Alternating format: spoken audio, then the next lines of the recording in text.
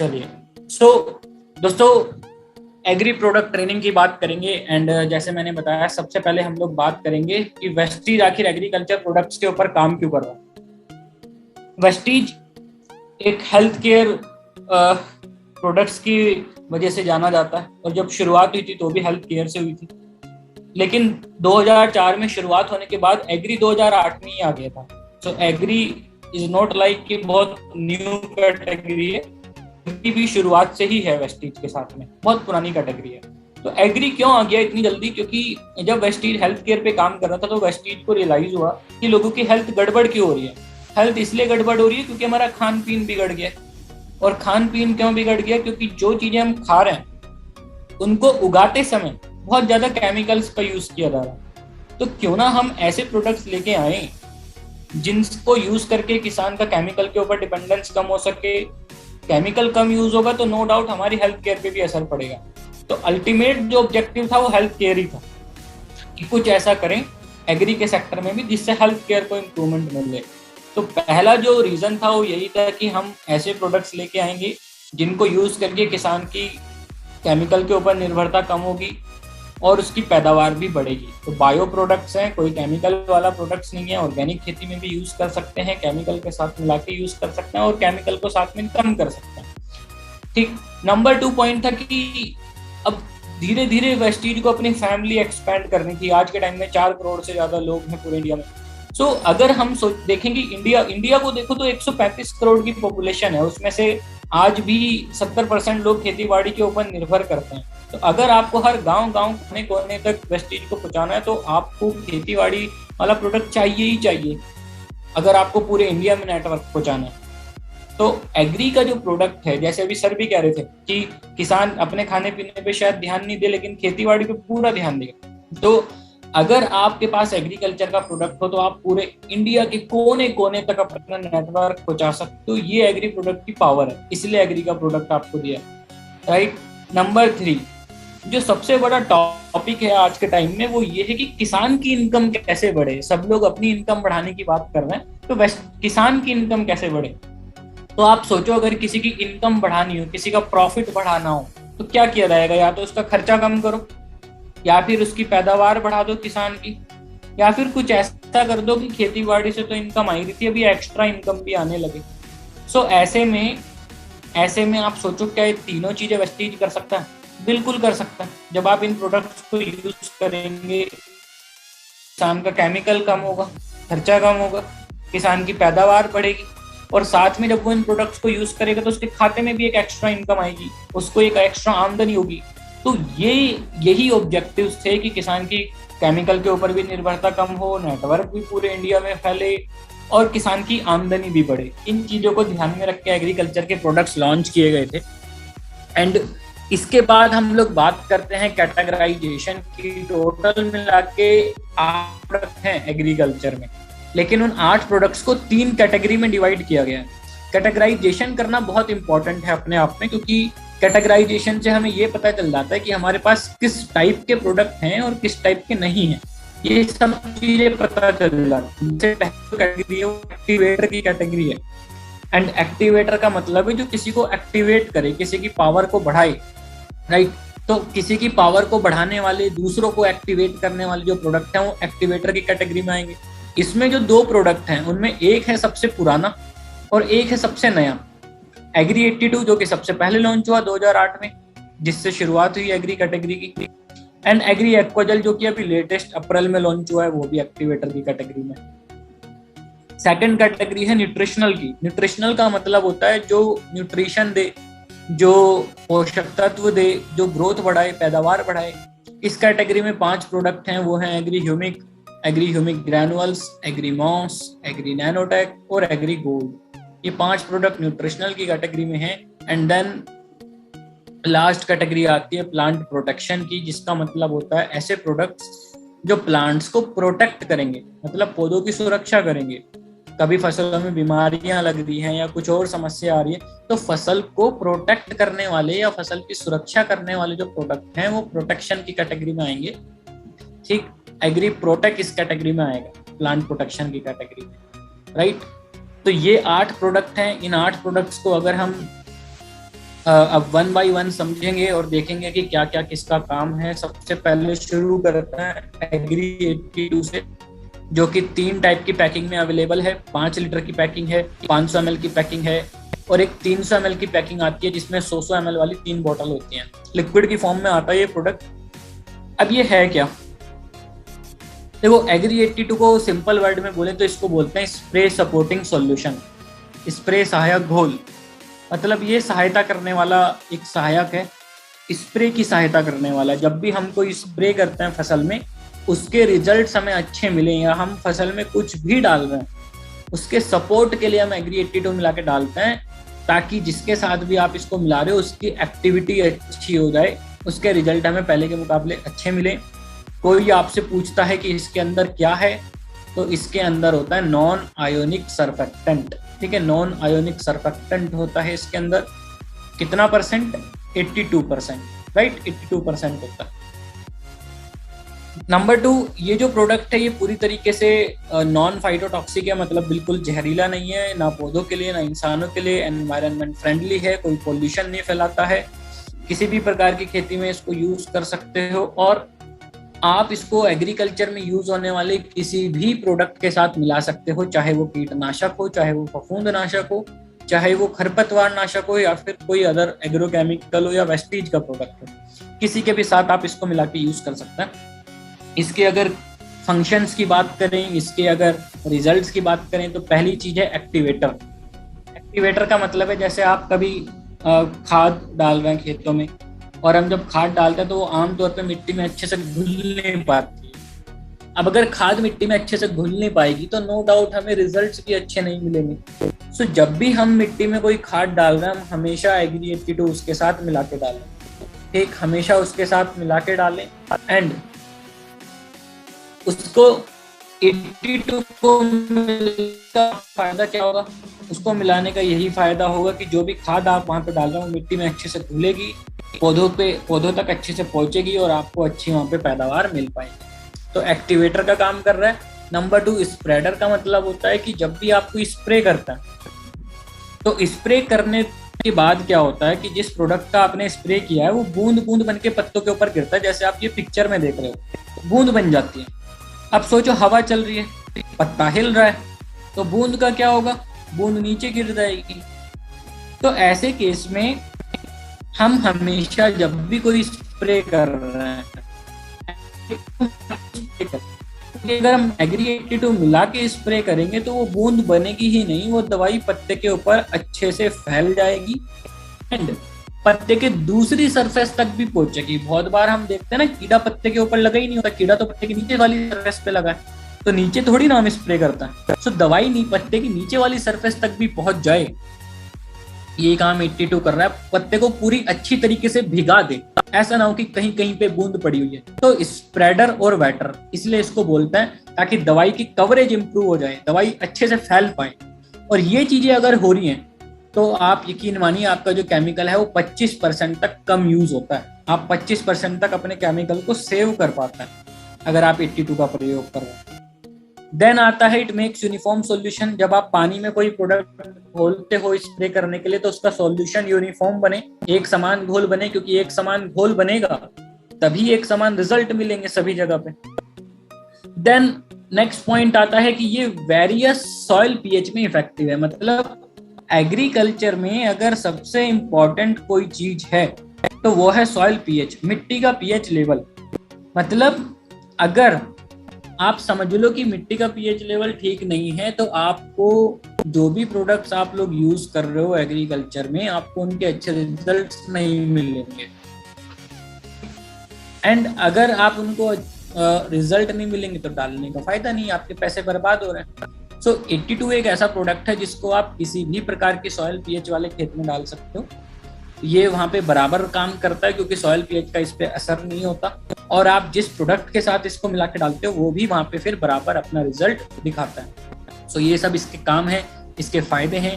And then जब आप इसको यूज करेंगे तो मतलब डोज हमें क्या रखनी है, कैसे हमें यूज करना है, वो आपको स्क्रीन पे दिखाई दे रहा होगा। यहाँ पे जब हम इसको यूज करेंगे तो हमारे पास ऑप्शंस हैं। अगर हम स्प्रे कर रहे हैं तो 15 लीटर की टंकी में इसकी डोज हम रख सकते हैं 5 से लेके 10 ml। 15 लीटर की टंकी में 5 to 10 ml की डोज इसकी रखी जाती है। और इस बात पे डिपेंड करती है कि आप इसको किस प्रोडक्ट के साथ मिला रहे हो। सपोज आपको कीटनाशक का स्प्रे करना है, तो कीटनाशक का स्प्रे करना है तो कीटनाशक मिलाएंगे आप 15 लीटर की टंकी में, है ना। देखो, हो सकता है आप में से बहुत सारे लोग एग्रीकल्चर में न्यू हो, बिल्कुल उनको ये चीजें थोड़ी सी नई लग सकती हैं। देखो, 15 लीटर का मतलब है कि जो स्प्रे करने का टैंक होता है वो 15 लीटर होता है, उसका कैपेसिटी 15 लीटर। क्या होगा उसमें? पानी, 15 लीटर पानी होगा। बाकी आप क्या डालोगे? कोई प्रोडक्ट डालोगे, जैसे कोई कीटनाशक या कुछ और 82 कितना डालोगे? 5 से 10 ml। कोई आपको पूछने लगे सर 1 एकड़ में कितना लगेगा, तो आपको उससे पूछना पड़ेगा भाई साहब आपके यहाँ पे 15 लीटर वाली कितनी टंकियां लगेंगी 1 एकड़ में। सपोज वो कहता है कि सर हमारे यहाँ 1 एकड़ में 15 लीटर वाली 5 टंकी लगेंगी, तो आपको मालूम है 1 टंकी में 10 ml डलता है, तो 5 टंकी में 50 ml डलेगा, राइट।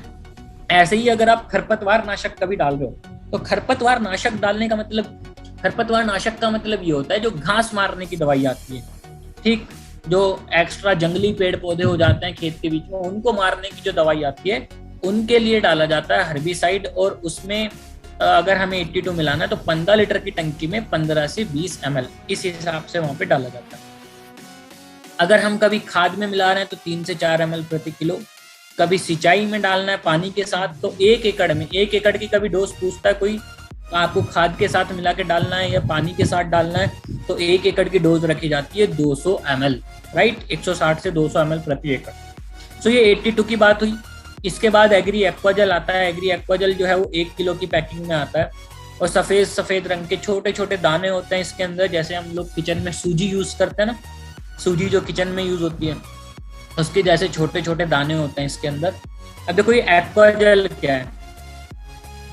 एक्वाजल एक ऑर्गेनिक सुपर एब्जॉर्बेंट है। सुपर एब्जॉर्बेंट, एब्जॉर्बेंट मतलब जो किसी को एब्जॉर्ब कर ले, किसी को सोख ले, पकड़ ले, ठीक, एब्जॉर्बेंट कहते हैं इसको। इसकी क्षमता है कि ये अपने वजन के 500 गुना तक पानी को सोख सकता है। अपने वजन के 500 गुना तक पानी को सोख के जेल बना लेता है ये, ठीक। क्या क्या खास चीजें हैं? 500 गुना तक पानी सेक सकता है अपने वजन के। आपके फर्टिलाइजर की जो खपत है उसको 40% तक कम करवा सकता है। आपके खेत में यूज होने वाले 50% पानी को सेव कर सकता है।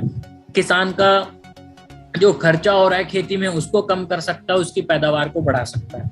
कैसे, क्यों, इन चीजों के ऊपर बात करते हैं। एग्री एक्वाजल जो है वो बेसिकली कुछ ध्यान में रख लॉन्च किया गया है, राइट। देखो प्रॉब्लम क्या है? एक प्रॉब्लम है वाटर क्राइसिस, ठीक। दूसरा वाटर क्राइसिस मतलब जल संकट। नंबर 2 है leaching of nutrients. Leaching of nutrients का मतलब क्या है कि जैसे हम कभी यूरिया डालते हैं खेत में या कोई और खाद डालते हैं तो वो धीरे धीरे नीचे निकल जाती है खेत में, राइट, धीरे धीरे नीचे निकल जाती है और पौधे की जड़ों की पहुंच से दूर हो जाती है, जड़ों को मिल ही नहीं पाती, वो नीचे भाग जाती है। नंबर 3 सॉइल इरोजन, मिट्टी का कटाव। आंधी चलती है, तूफान चलते हैं, बाढ़ आ जाए तो मिट्टी बह के निकल जाती है, मिट्टी का कटाव हो जाता है। इन 3 समस्याओं को ध्यान में। वाटर क्राइसिस 2 तरीके से देखा जाता है। वाटर क्राइसिस का मतलब होता है जल की कमी और जल की अधिकता, दोनों ही वाटर क्राइसिस है। दोनों से ही समस्या। आपने 15-20 दिन बहुत जबरदस्त तरीके से बारिश हुई है और बहुत सारे लोगों के यहाँ पे अब ये समस्या पैदा हुई है कि उनके खेतों में पानी भर गया है, इतना भर गया है कि खेत डूब गए हैं, फसल खराब हो रही है। तो ये भी तो वाटर क्राइसिस है। पानी की कमी भी वाटर क्राइसिस है, पानी की अधिकता भी वाटर क्राइसिस है। तो दोनों ही कंडीशन में कैसे एग्री एक्वाजल काम करेगा उसको समझते हैं। होता क्या है, देखो अगर कोई सपोज कोई क्षेत्र ऐसा है जहाँ पे पानी की कमी होती है ना, बारिश के ऊपर निर्भर है, ठीक से बारिश हो नहीं पाती, तो वहां पे देखो क्या करेगा। मान लो आपने कोई फसल लगाई, एक बार बारिश हो गई, दोबारा बारिश हो नहीं रही है, तो क्या होगा? आम कंडीशन में आम तौर पे ये होगा कि फसल धीरे धीरे सूख जाएगी या उसको पानी बराबर नहीं मिलेगा, तो आपकी पैदावार कम आएगी। अब एक्वाजल क्या कर सकता है? अगर आप कभी भी फसल लगा रहे हो तो आप मिट्टी में पहले से ही एक्वाजल को मिक्स करवा लो, ठीक। अब अगर एक बार भी बारिश होती है या एक बार भी पानी लगाया जाता है तो जो बारिश हुई है या जो उसको उसका जो पानी था वो एक्वा जल के द्वारा सोख लिया जाता है, वो उसको जेल बना देता है। ठीक, अगर जेल बना दिया तो वो जो जेल है वो मिट्टी की टॉप लेयर में रहता है, ना तो वो नीचे जाता है ना ही धूप की वजह से सूखता है। दैट मीन्स कि अब अगर अगले 15-20 दिन बारिश नहीं भी हो रही है या पानी नहीं भी मिल पा रहा है फसल को, तो वो जो जेल है उसमें से पौधे की जड़ों को पानी मिलता रहेगा। तो इस प्रकार से फसल को पानी की कमी नहीं होगी, फसल स्ट्रेस में नहीं आएगी और उसकी ग्रोथ बराबर बनी रहेगी। तो इस तरीके से एग्री एक्वाजल कोई एरिया नहीं है, चाहे कोई ऐसा एरिया हो जहाँ सूखा पड़ता है, उन क्षेत्रों में वरदान साबित हो सकता है।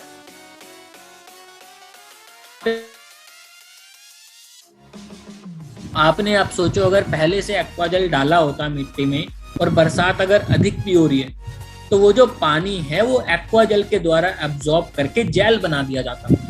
और अगर जेल बना दिया जाता तो वो फसल वहां पे सड़ती नहीं और आपकी जो फसल है वो वहां पे बर्बाद नहीं होती। तो इस तरीके से हम देखें तो एक्वाजल जो है वो चाहे जल की कमी वाली समस्या हो चाहे जल की अधिकता वाली समस्या हो, दोनों ही समस्याओं में बहुत अच्छा काम कर सकता है। नंबर 2 आता है एग्री एक्वाजल फॉर लीचिंग। लीचिंग मैंने आपको बताया था कि यूरिया वगैरह जो भी हम डालते हैं वो धीरे धीरे लेता है।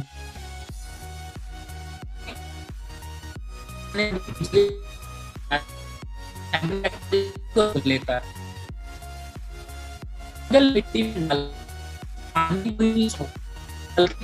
मिक्स और जेल बना लेता है। तो दैट मीन्स कि अगर आपने जो भी खाद वगैरह डाली है, आपकी मिट्टी में जो भी पोषक तत्व हैं वो भी एक्वाजल के द्वारा एब्जॉर्ब कर लिए जाता है और वो नीचे नहीं निकलते मिट्टी में, पौधे की जड़ों को टाइम टू टाइम बराबर मिलते रहते हैं, फसल स्ट्रेस में नहीं आती और ग्रोथ अच्छी रहती है। तो इस प्रकार से एक्वाजल जो है वो आपके खेत में फर्टिलाइजर को 40% तक सेव कर सकता है और यूज होने वाले पानी को 50% तक सेव कर सकता है। देन लास्ट में आता है कि बहुत बार हम लोग देखते हैं कि हमारे यहाँ पे आंधी तूफान चलता है, पानी बहुत ज्यादा बरसता है तो मिट्टी बह जाती है। अगर हम एक्वाजल पहले से डाल के रखें तो जो मिट्टी होगी वो मिट्टी के जो दाने हैं वो एक दूसरे से बंधे रहेंगे, जिस कारण हमारी मिट्टी का लॉस नहीं होगा, सॉइल इरोजन नहीं होगा। तो ये सारे काम है एक्वाजल के। अगर हम बेनिफिट की बात करें तो देखो बेनिफिट क्या है। एक तो सस्टेनेबल वाटर यूज, मतलब कि पानी हम अच्छे से यूज कर पाएंगे, बर्बाद नहीं होगा। नंबर 2 फास्ट जर्मिनेशन, मिट्टी में नमी बराबर बनी हो तो अंकुरण अच्छे से होगा। अगर पानी एक्स्ट्रा ना भरे मिट्टी में तो फंगस वगैरह की बीमारी नहीं लगेगी। अगर आप एक्वाजल डाल रहे हैं तो पोषक तत्व बराबर रूप से मिलते रहेंगे, तनाव में नहीं आएगी फसल, और जो पानी बर्बाद होता था, रन ऑफ हो जाता था, वो बर्बाद नहीं होगा। तो ये सब फायदे हैं। अगर इसको यूज करने की बात करें तो देखो इसको कैसे यूज करोगे।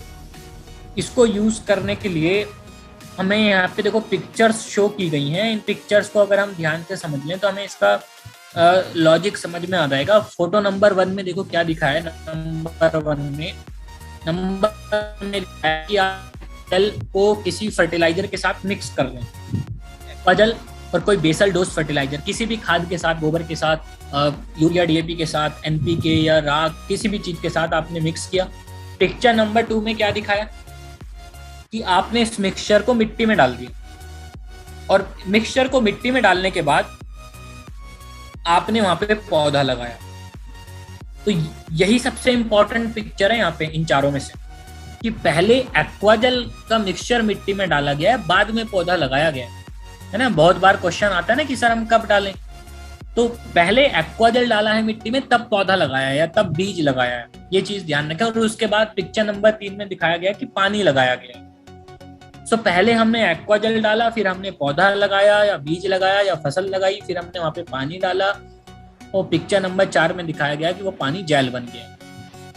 इस तरीके से इसको यूज किया जाता है। तो कभी भी हमें एक्वाजल को यूज करना हो तो एक्वाजल शुरू में ही खेत को तैयार करते समय यूज करवाया जाता है, फसल लगाने से पहले उसी समय पे हम इसको यूज करवा लें। इसकी मात्रा रहती है 1 से 2 किलो प्रति एकड़ के हिसाब से। किसी भी फसल में आप इसको यूज करें, एक बार यूज करोगे तो पूरी फसल में काम करता है। ठीक, 4 से 5 महीना एक फसल रहती है, उसका काम करता है। अगर कोई पौधा वगैरह लगा रहा है, जैसे कि आम वगैरह का पेड़, अमरूद का पेड़, इस प्रकार के कोई पेड़ लगाने जा रहा है, तो 40 से लेके 80 ग्राम प्रति पौधे के हिसाब से भी आप पौधा लगाने से पहले मिट्टी में डलवा सकते हैं। इसके बाद नेक्स्ट जो प्रोडक्ट आता है वो है एग्री ह्यूमिक। अब एग्री ह्यूमिक जो है वो 2 प्रकार का है। एग्री ह्यूमिक लिक्विड में भी अवेलेबल है और एग्री ह्यूमिक जो है वो ग्रैनुअल में भी अवेलेबल है। दोनों प्रकार का एग्री ह्यूमिक हम लोग के पास अवेलेबल है, और समझने की चीज ये है कि दोनों का रिजल्ट सेम है, दोनों ही सेम प्रोडक्ट हैं, बस 2 अलग अलग प्रकार से आपको अवेलेबल है। लिक्विड में अवेलेबल है, ग्रैनुअल में अवेलेबल है। अगर हमें स्प्रे करना है, बीज उपचार करना है, तो हम लिक्विड का प्रयोग करवा सकते हैं, लेकिन अगर हमें मिट्टी में डलवाना है तो ऐसे केस में फिर हम लोग ग्रैनुअल का प्रयोग करवा सकते हैं। तो दोनों चीजें सेम है, और 500 ml में लिक्विड वाला आता है, 5 किलो में ग्रैनुअल आता है। देखो ये होता क्या है, एग्री ह्यूमिक एक ऐसा प्रोडक्ट है जिसके अंदर ह्यूमिक पदार्थ होता है। ह्यूमिक पदार्थ क्या होता है? ह्यूमिक पदार्थ का मतलब है ह्यूमिक एसिड, फल्विक एसिड और ह्यूमिन, इनको बोलते हैं ह्यूमिक पदार्थ। और ये तीनों चीजें मिलती कहाँ से? ये तीनों चीजें हमें मिलती हैं ह्यूमस से। अब ये ह्यूमस क्या है? कभी अगर हम जंगल जाएं या हम देखें किसी खेत को, तो पेड़ों से पत्ते झड़ झड़ के नीचे गिरते रहते हैं। तो पेड़ों से जो पत्ते झड़ झड़ के नीचे गिर रहे हैं, उनके सड़ने गलने के बाद एक प्रकार की प्राकृतिक खाद बन जाती है, उसी को ह्यूमस बोलते हैं। सो वही प्राकृतिक खाद से हमें एग्री ह्यूमिक प्राप्त होता है, उसी से ह्यूमिक पदार्थ प्राप्त होता है। तो एग्री ह्यूमिक को बेसिकली आप क्या बोल सकते हो, अगर सरल शब्दों में बोला जाए तो इसको आप एक प्रकार की प्राकृतिक खाद बोल सकते हो, जो कि मिट्टी को पोषक तत्व प्रोवाइड करती है और मिट्टी की उर्वरक क्षमता को बढ़ाने का काम करती है। तो ये एक प्रकार की प्राकृतिक खाद है। क्या काम करेगी? अगर आप मिट्टी में ह्यूमिक को डाल रहे हो तो ये मिट्टी की उर्वरक क्षमता को बढ़ाने का काम करती है, मिट्टी को भुरभुरा सॉफ्ट बनाने का काम करती है। जो बीज आपने डाले हैं मिट्टी में, उनका अंकुरण को सुधारने का काम करते हैं, अंकुरण अच्छे से हो पाए, उनकी जड़ों का विकास अच्छे से हो पाए, पौधे को पोषक तत्व अच्छे से मिले, पौधे का जो विकास है, वेजिटेटिव ग्रोथ है, वो अच्छे से हो पाए, है ना। हम कहते हैं हमारे सर पौधे की ग्रोथ नहीं हो रही, फसल की बढ़वार नहीं हो रही, तो ह्यूमिक का हम यूज करेंगे, पत्तियां चमकदार रहें और फसल की जो पैदावार है वो 20% तक हमें ज्यादा मिले। तो बेसिकली जब भी बात आई कि सर फसल की ग्रोथ बढ़ानी है, पैदावार बढ़ानी है, मिट्टी को ठीक करना है, तो हम सबसे पहले अगर किसी चीज को याद करेंगे तो ह्यूमिक को याद करेंगे या ह्यूमिक ग्रैनुअल को याद करेंगे। सो अगर हमें ह्यूमिक या ह्यूमिक ग्रैनुअल यूज करना हो तो देखो ये यूज करने के तरीके यहाँ पे हैं। और अगर आपको मिट्टी में डलवाना है तो मिट्टी में डालने के लिए ग्रैनुअल आपको इजी पड़ेगा, आप 5 किलो प्रति एकड़ के हिसाब से डलवा सकते हो। किसी भी चीज में मिला के डलवा सकते हो, चाहे गोबर की खाद हो, चाहे कोई फर्टिलाइजर हो, किसी भी चीज में मिला के डलवा सकते हो। और इसको डलवाने की टाइमिंग होती है जब आप शुरू में खेत तैयार कर रहे हैं, उस समय आप इसको डलवा सकते हैं। जब आप की फसल लगभग 1 महीने की हो गई है, दोबारा आप खाद डाल रहे हो, उस समय डलवा सकते हैं। तो ये 2 टाइमिंग जो रहती हैं, बेस्ट टाइमिंग रहते हैं ग्रैनुअल यूज करने की, अगर आपको मिट्टी में डलवाना। इसके बाद अगर कहीं आपके यहाँ बड़े बड़े पेड़ पौधे हैं तो आप 100 से 150 ग्राम प्रति पेड़ के हिसाब से भी यूज करवा सकते हो। और बहुत बार लोग कहते हैं कि सर हम तो ग्रैनुअल मिल नहीं पा रहा है, हम ग्रैनुअल की जगह लिक्विड डलवाना चाहते हैं खाद में मिला के, तो क्या डलवा सकते हैं? यस, आप लिक्विड वाला भी खाद में मिला के डलवा सकते हो। उसको आप प्रति एकड़ 250 से 500 ml के हिसाब से मिला के खाद में डाल सकते हो। तो हम लिक्विड वाले को भी खाद में मिला के डाल सकते हैं मिट्टी में। नंबर 2 आता है सीड ट्रीटमेंट। कभी हमें बीज का उपचार करना हो तो बीज उपचार करने के लिए जो भी फसल के बीज हमारे पास हैं उसके साथ हम लिक्विड वाला एग्री ह्यूमिक मिक्स करवा सकते हैं, कोटिंग कर लें उसकी, और उसकी मात्रा रहती है 5 ml प्रति किलो। तो 1 किलो बीज में हम 5 ml एग्री ह्यूमिक मिला सकते हैं। कभी हमें जड़ उपचार करना हो तो जड़ उपचार के लिए हम 5 ml प्रति लीटर के हिसाब से घोल बनाएं, पानी में घोल बना लें ह्यूमिक मिला के। और जिस भी पौध को हम लगा रहे हैं, है ना, बहुत सारी फसलें ऐसी होती हैं जिसमें हम पौध लगाते हैं, तो उसकी जड़ों को डिप करें 5 मिनट के लिए एग्री ह्यूमिक के घोल में, और तब फिर पौध को लगाएं। तो इसको बोलते हैं जड़ उपचार। आप जड़ उपचार भी ह्यूमिक के द्वारा करवा सकते हैं। लास्ट आता है स्प्रे। अब मान लो किसी की फसल 1 महीने 1.5 महीने की हो गई है, वो मिट्टी में नहीं डलवाना चाहता है, बीज उपचार नहीं करवा सकता, तो फिर वो क्या करवा सकता है, स्प्रे करवा सकता है वो एग्री ह्यूमिक का। और एग्री ह्यूमिक के स्प्रे की डोज रहती है 2 to 3 ml प्रति लीटर। 2 to 3 ml प्रति लीटर के हिसाब से आप स्प्रे करा सकते हो। 2 स्प्रे भी आप कराते हो तो उससे भी हमें बहुत अच्छे रिजल्ट मिल जाते हैं। इसके बाद एग्रीमॉस की बात करेंगे। एग्रीमॉस जो कि अगर मैं बात करूं कि 8 प्रोडक्ट में से सबसे आसान समझने के लिए कोई प्रोडक्ट है तो एग्रीमॉस। इसको आप बस 1 वर्ड में समझ सकते हो, वो 1 वर्ड है फल फूल। और 2 प्रकार की पैकिंग में अवेलेबल है, 500 ml की पैकिंग अवेलेबल है, 100 ml की पैकिंग अवेलेबल है, लिक्विड की फॉर्म में आता है। ठीक, और क्या काम करता है एग्रीमॉस का जो काम है वो बेसिकली फल फूल को अच्छा करने का है। फल फूल से देखो मेरा मतलब क्या है, किसी भी फसल में जब पैदा करने वाली अवस्था आती है, पैदा करने वाली मतलब जैसे कि मान लो टमाटर की फसल है, तो टमाटर की फसल में पहले टमाटर में फूल आए, फिर उन फूलों से फल बनेगा। आम की फसल में फूल आए, फिर फूलों से फल बनेगा, राइट। तो किसी भी फसल में जब फूल फल वाली अवस्था आती है तो उस समय किसान के सामने कुछ चुनौतियां खड़ी हो जाती हैं। वो चुनौतियां, ये चैलेंजेस क्या हैं? वो चैलेंजेस हैं कि सर हमारे यहाँ फूल नहीं आ रहा है, फूल आ रहे हैं तो कम आ रहे हैं, या फिर फूलों से फल नहीं बन रहा है, फल बन रहा है झड़ रहा है, फूल झड़ रहे हैं, फल अच्छा नहीं बन रहा है। तो ये जो भी चैलेंजेस हैं फूल और फल को लेके, ये सब चैलेंजेस हमारे सामने ना आए उसके लिए हम एग्रीमॉस का प्रयोग करवाते हैं।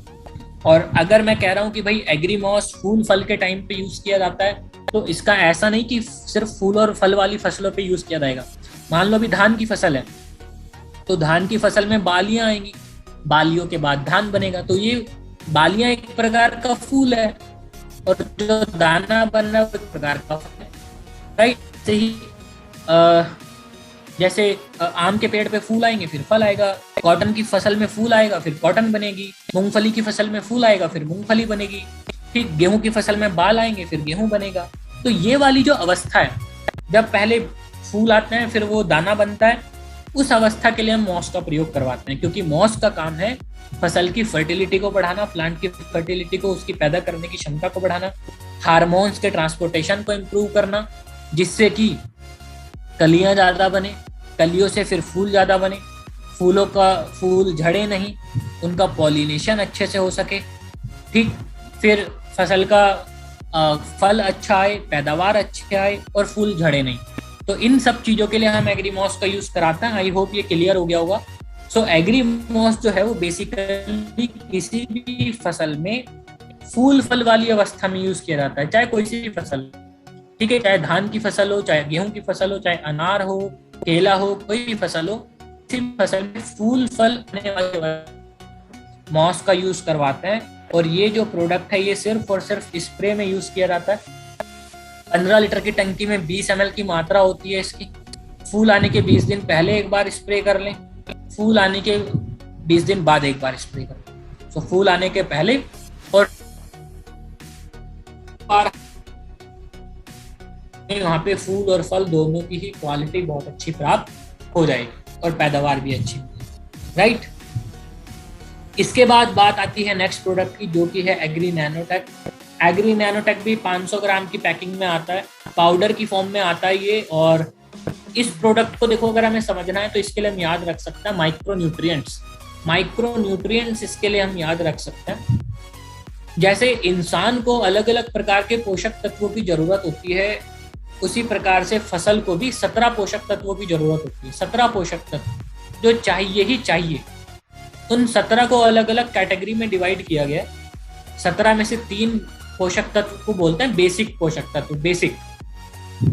3 को बोलते हैं प्राइमरी यानी कि प्राथमिक, 3 को बोलते हैं सेकेंडरी यानी कि द्वितीयक, और बाकी के जो 8 हैं उनको बोलते हैं माइक्रोन्यूट्रिएंट, सूक्ष्म पोषक तत्व। तो किसान जो है, किसान का जो फोकस है वो ज्यादातर बेसिक और प्राथमिक में ही रहता है, गोबर की खाद, यूरिया, डीएपी, इनके ऊपर।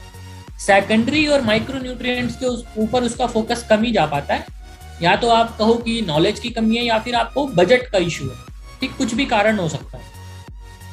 नैनोटेक एक ऐसा प्रोडक्ट है जो फसल को ज्यादातर सेकेंडरी और माइक्रो न्यूट्रिएंट्स प्रोवाइड कराने का काम करता है, द्वितीयक और सूक्ष्म पोषक तत्व प्रोवाइड करने का काम करता है एग्री नैनोटेक। और ये जो प्रोडक्ट है नैनो चिलेशन टेक्नोलॉजी से बनाया गया है, मतलब छोटी मात्रा भी ज्यादा रिजल्ट दिखाने में कारगर है।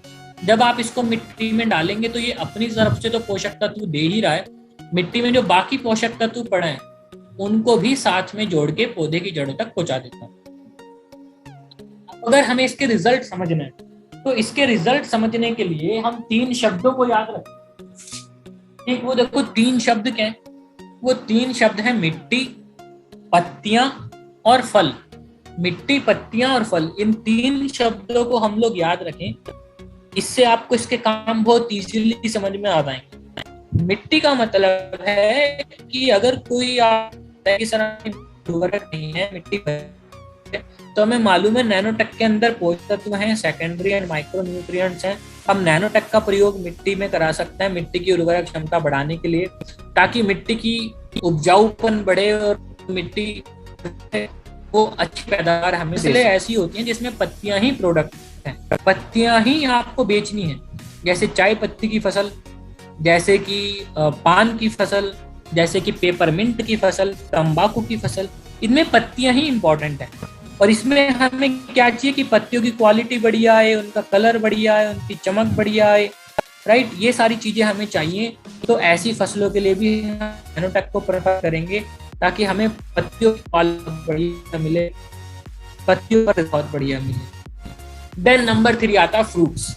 जैसे अभी हमने एग्री मॉस को समझा था फूल और फल के लिए, ऐसी बहुत बार क्या होता है जब फल बनने का समय आता है तो फल बनता तो है, लेकिन कभी समस्या आती है कि फल अंदर से सड़ रहा है, कभी समस्या आती है कि फल के ऊपर दाग धब्बे आ रहे हैं, कभी प्रॉब्लम आती है कि फल फट रहा है। तो बहुत सारी समस्याएं हमें फल से रिलेटेड आती हैं। या अगर धान की पैदावार है तो धान में दाना काला पड़ रहा है, गेहूं का दाना काला पड़ रहा है, अनार के ऊपर काले धब्बे आ रहे हैं, या फिर कुछ भी दाने को लीची फट रही है, आम के ऊपर स्पॉट्स आ रहे हैं। तो अगर हम चाहते हैं कि भाई हमारे फ्रूट की क्वालिटी अच्छी आए, दाने की चमक अच्छी आए, अमरूद अंदर से सड़े नहीं या बैंगन अंदर से सड़े नहीं, तो उसके लिए हम नैनोटेक का प्रयोग करवाते हैं जब फ्रूट बनने का समय आता है, दाना बनने का समय आता है। तो देखो इसको यूज कैसे करना है। जैसे हमने इसके रिजल्ट के लिए 3 शब्द याद रखे, ऐसे ही यूज के लिए भी याद रखेंगे, मिट्टी, पत्तियां और फल। मतलब अगर हमें मिट्टी में रिजल्ट, हम चाहते हैं कि क्षमता बढ़े तो हम इसको मिट्टी में यूज कराएंगे और किसी भी चीज में मिला के हम इसको डलवा सकते हैं। अगर हम चाहते हैं पत्तियों पे रिजल्ट लेना, पत्तियों की क्वालिटी अच्छी हो, तो हम स्प्रे कराएंगे 1.5 ग्राम प्रति लीटर के हिसाब से, ठीक है, और 20-20 दिन में स्प्रे को रिपीट कर सकते हैं। अगर हम चाहते हैं कि फलों की और दाने की क्वालिटी अच्छी आए, तो जब किसी भी फसल में दाना बनना स्टार्ट होता है, फूल आ चुके हैं और दाना बनना स्टार्ट हो रहा है, उस समय पे हम इसका स्प्रे कराएंगे 2 ग्राम प्रति लीटर के हिसाब से। तो इस तरीके से एग्री नैनोटेक का यूज किया जाता है किसी भी फसल में। इन 3 शब्दों को आप लोग याद रखो, मिट्टी, पत्तियां और फल, आप इजीली इसको समझ सकते हो, राइट। इसके बाद बात आती है एग्री गोल्ड की। एग्री गोल्ड जो है वो 100 ग्राम की पैकिंग में आता है, पाउडर की फॉर्म में आता है और जबरदस्त प्रोडक्ट है। मैं इसको स्पाइरोलिना बोलता हूँ एग्री का, ये एग्री का स्पाइरोलिना है। स्पाइरोलिना देखो क्यों बोलता हूँ मैं, क्योंकि ये सारे काम कर देता है। इसका जो मेन काम है, इसका मेन काम है फसल को तनाव से बचाना, तनाव ना आने देना फसल में, या तनाव आ गया है तो फिर फसल को रिकवर करना। देखो तनाव कब आता है? तनाव आता है मौसम की वजह से आ सकता है। मान लो बारिश कम हो रही है, फसल सूख रही है, तो तनाव में है फसल। हो सकता है बारिश ज्यादा हो जाए। अभी जैसे बहुत बार लोग बोल रहे हैं ना कि सर हमारे खेतों में पानी भर गया, तो पानी भर गया तो कोई प्रोडक्ट है क्या जो उस पानी को निकाल दे? तो प्रोडक्ट पानी को नहीं निकाल सकता, पानी आपको खुद ही निकलवाना पड़ेगा, रास्ता कुछ बना के, और पानी आप निकालो तभी कुछ हो पाएगा। लेकिन फसल तो तब तक स्ट्रेस में आ गई, पीली पड़ गई। तो पानी निकलने के बाद आप क्या करोगे? पानी निकालने के बाद आपके पास ऑप्शन है कि आप वहां पे गोल्ड और 82 का स्प्रे करा सकते हो ताकि फसल रिकवर की जा सके। कभी हम देखते हैं कि फसल में पाला पड़ रहा है, अभी आलू की फसल आएगी आगे जाके। कभी हम देखते हैं बर्फ पड़ रही है पहाड़ों में, कभी हम देखते हैं टेम्परेचर बहुत ज्यादा है। तो इस प्रकार की समस्याओं से बचाने के लिए गोल्ड का प्रयोग किया जाता है। आपने कई बार देखा होगा जो गेहूं और धान की फसल होती है, जब वो पकाव के टाइम पे आती है, जब पकनी शुरू होती है तो फसल गिर जाती है। तो फसल गिरे नहीं, उसके लिए हम गोल्ड का प्रयोग कराते हैं। कई बार आपने सुना होगा कि सर हमने कीड़े मारने की दवाई का स्प्रे किया, कीड़े तो मर गए लेकिन फसल जल गई। या घास मारने की दवाई का स्प्रे किया, अभी लोग कॉटन में स्प्रे करते हैं 2,4-D का, तो जब उसका स्प्रे करते हैं तो घास तो मर जाती है लेकिन फसल भी जल जाती है। तो अगर उसको रिकवर करना है तो हम क्या स्प्रे करेंगे? गोल्ड का स्प्रे करेंगे। तो फसल किसी भी प्रकार के तनाव में है, उससे बाहर निकालने के लिए या उससे बचाने के लिए हम गोल्ड का प्रयोग करवाते हैं। एग्री गोल्ड फसल की एक्टिविटी को इम्प्रूव करने का काम करता है, उसकी वाइट रूट्स को इम्प्रूव करने का काम करता है ताकि फसल तनाव में ना आए। और कुछ फसलें ऐसी हैं जिसमें हमें एग्री गोल्ड जरूर प्रयोग करना चाहिए। वो फसलें जड़ और तने वाली फसलें, ऐसी फसल जो जमीन के अंदर होती है, जैसे आलू, गाजर, मूली, शलजम, हल्दी, अदरक, राइट, या गन्ना, तने वाली फसल। तो ऐसी फसलों में हमें गोल्ड जरूर प्रयोग करना चाहिए, वहां पे हमें बहुत अच्छी पैदावार इसको यूज करके मिलती है। सो इसको यूज कैसे करना है? इसको आप स्प्रे करवा सकते हो 15 लीटर की टंकी में 20 ग्राम के हिसाब से, या फिर आप इसको मिट्टी में डलवा सकते हो खाद के साथ मिला के 100 ग्राम प्रति एकड़ के हिसाब से, या फिर आप इसको ड्रिप सिंचाई में डलवा सकते हो, जिनके यहाँ पे ड्रिप सिंचाई होती है 100 ग्राम प्रति एकड़ के हिसाब से। तो ये जो प्रोडक्ट है किसी भी स्टेज में यूज किया जा सकता है, ये इसकी खास बात है। चाहे फसल 20 दिन की है, 30 दिन की है, फूल आने वाले हैं, फूल आ चुके हैं, कभी भी आप इसको यूज करा सकते हो, बहुत अच्छा रिजल्ट आपको इससे मिलेगा। आप स्प्रे करा सकते हो, मिट्टी में डलवा सकते हो, और पानी में मिक्स करके ड्रिप सिंचाई में डलवा सकते हो। इसके बाद बात आती है एग्री प्रोटेक्ट की, ये लास्ट प्रोडक्ट है। इसके बाद हम फिर क्वेश्चन आंसर वाले सेशन पे चलेंगे, जिसके भी क्वेश्चन होंगे, डाउट होंगे, उनको देखेंगे।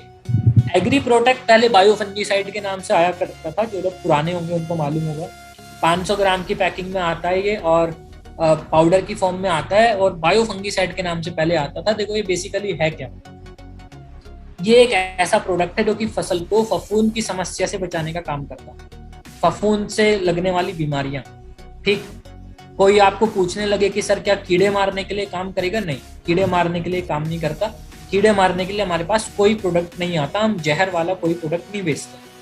फिर कोई कहने लगे कोई घास मारने के लिए यूज कर सकते हैं क्या कोई प्रोडक्ट? नहीं, घास मारने के लिए भी कोई प्रोडक्ट नहीं आता। सो कीड़े मारने वाले, घास मारने वाले कोई प्रोडक्ट नहीं आते, क्योंकि वेस्टीज मारने वाले, जहर वाले किसी भी प्रोडक्ट पे काम नहीं कर रहा है।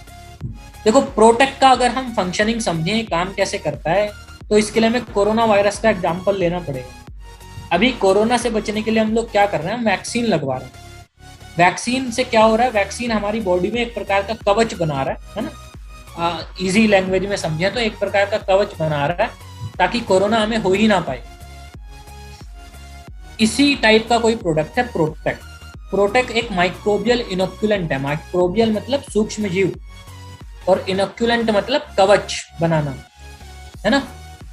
सो इसके अंदर कुछ सूक्ष्म जीव हैं, कुछ बैक्टीरिया हैं। जब आप उनको मिट्टी में यूज करते हो, तो पौधों पे यूज करते हो, तो वो पौधे के चारों तरफ या जड़ों के चारों तरफ मिट्टी में ऐसा कवच बना लेते हैं जिससे कि बीमारी उनके ऊपर अटैक ना कर पाए, वो बीमारी वाले कीटाणु अटैक ना कर पाए।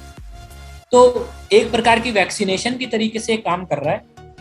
अगर आप इसको पौधे के ऊपर भी यूज कर रहे हो तो ये पौधे के अंदर जाके भी काम करता है। सिस्टेमिक प्रोडक्ट है एक प्रकार का, राइट, और फसल को बीमारियों से बचाने का काम करता है। तो ना सिर्फ बीमारियों से बचा रहा है, बल्कि फसल की डिफेंस पावर स्ट्रॉन्ग कर रहा है ताकि बीमारी ना लगे। कुछ बीमारियों के नाम यहाँ पे लिखे हैं, जैसे कि blast, brown leaf spot, mildews, root rot, system blight, right, इन बीमारियों से बचाता है। कुछ ही बीमारियों के नाम लिखे हैं। फंगस की बहुत सारी बीमारियां होती हैं।